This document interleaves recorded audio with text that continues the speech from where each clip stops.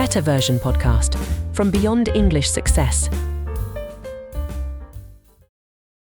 Hi everyone, welcome back to our podcast. I'm Anna, and I'm really glad you're here today. We're going to talk about a topic that I think we can all relate to at some point in our lives: anger. It's one of those emotions that can feel overwhelming and sometimes difficult to deal with, but it's also a part of being human. Let's dive into this topic together and see how we can turn moments of frustration into opportunities for growth.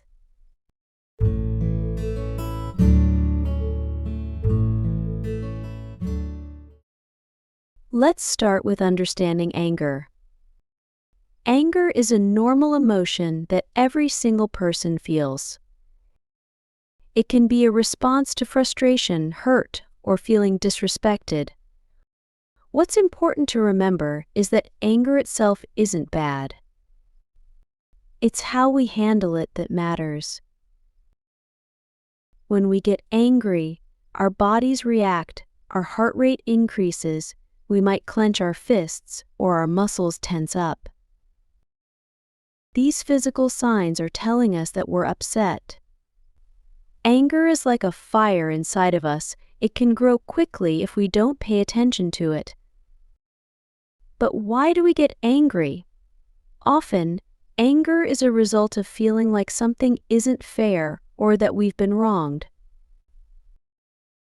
Sometimes, it's a way of protecting ourselves when we feel threatened. Anger can also be a way of expressing frustration when we feel like we've lost control over a situation. Recognizing these feelings is the first step to managing our anger better.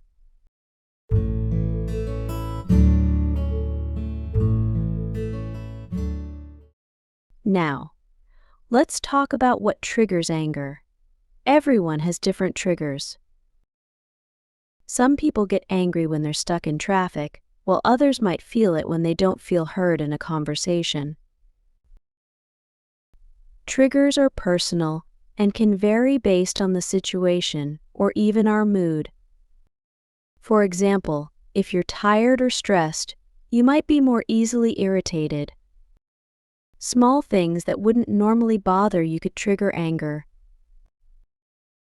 Maybe someone makes a comment that you take the wrong way, or you feel like you're not being appreciated at work. These small triggers can build up over time and lead to anger. In a romantic relationship, this can play out in various ways. Imagine you and your partner are having a busy week, and you haven't had much time to connect. One evening, your partner forgets to pick up something you asked for at the store. In that moment, you might feel a rush of anger, even though forgetting a small item isn't a big deal in itself. The accumulated stress and lack of connection from earlier in the week can amplify that feeling, making it seem like a bigger issue than it is. Anger doesn't just affect us.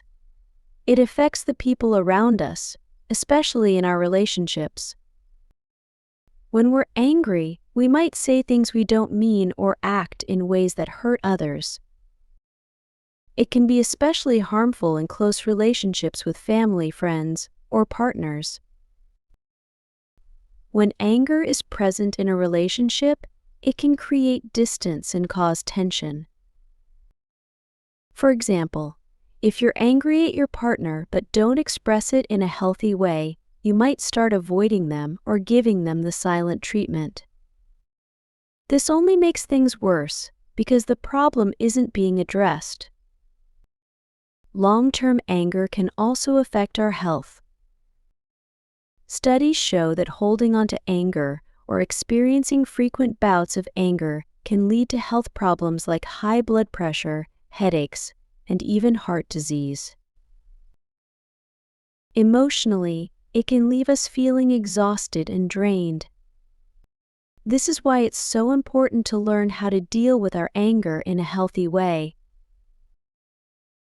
Let me share a personal story with you. A few months ago, I had a situation where I felt really angry. I was working on a project with a colleague, and we had a big disagreement. I felt like my ideas weren't being respected, and I was getting more frustrated every time we talked. One day, after a long meeting, I just snapped. I raised my voice and said things I didn't mean. After that, I felt terrible. Not only did I damage my relationship with my colleague, but I also realized that I hadn't handled my emotions well. I had let my anger control me instead of taking a step back and trying to understand why I was feeling that way. That experience taught me the importance of calming down before reacting. Sometimes, taking a break and giving yourself time to think can help you avoid saying or doing things in the heat of the moment that you might regret later.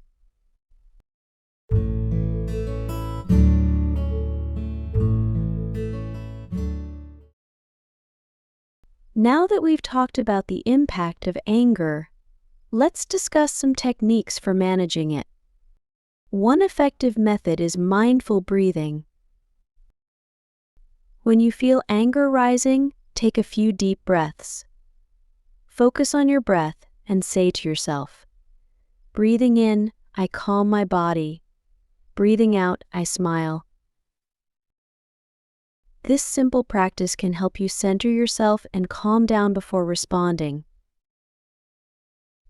By concentrating on your breath, you give yourself a moment to pause, reflect, and regain control over your emotions. Another important technique is to acknowledge your anger. Don't ignore it or pretend it's not there. Instead, say to yourself, I am feeling angry right now. This awareness allows you to address your emotions calmly rather than letting them control you. Sometimes, the best thing to do when you're angry is to take a pause. Step away from the situation and give yourself time to cool down before you speak or act. This can prevent you from saying something hurtful or making a decision you might regret. If you're feeling angry at someone but don't want to confront them right away, consider writing a letter.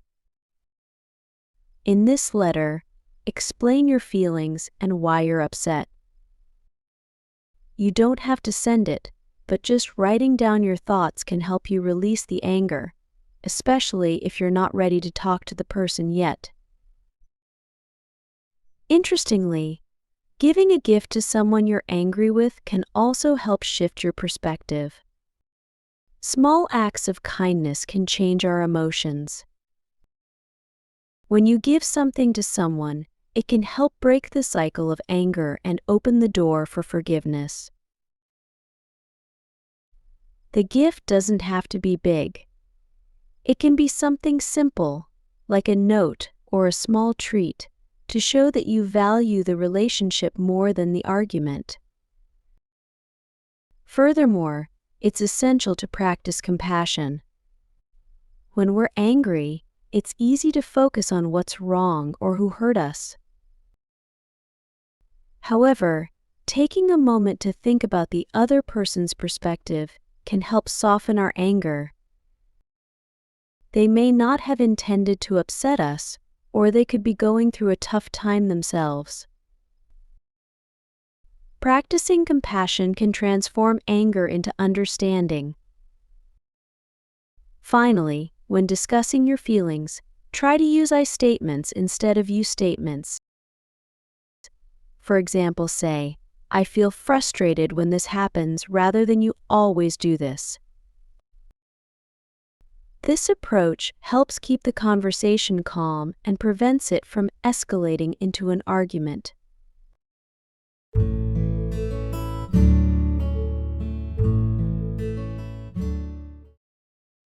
So, to sum it up, anger is a natural emotion, but it's important to manage it in healthy ways. By understanding what triggers our anger, we can take steps to prevent it from controlling us. Remember to breathe, take a pause, and practice compassion, both for yourself and for others.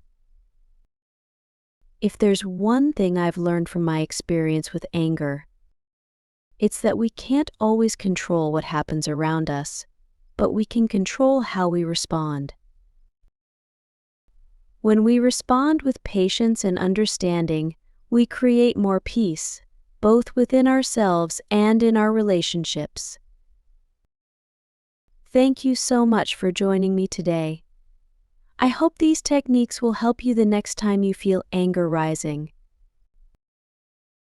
If you have any thoughts or stories to share, feel free to reach out. I'd love to hear from you. Until next time, take care and remember you are stronger than your anger.